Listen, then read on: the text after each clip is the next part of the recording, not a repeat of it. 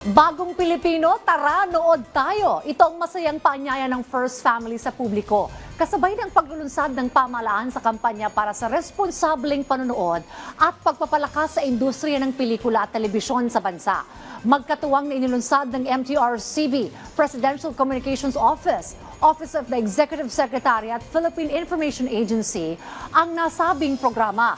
Ayon sa Malacanang, suportado ng inisyatiba ang advokasya ng administrasyon para hikayatin ng mga Pilipino na tangkilikin ang sariling atin mula sa mga pelikulang Pilipino hanggang sa iba't ibang programa sa telebisyon. Kasabay din ito ang pagkilala sa talento ng Pinoy, partikular na sa creative industry.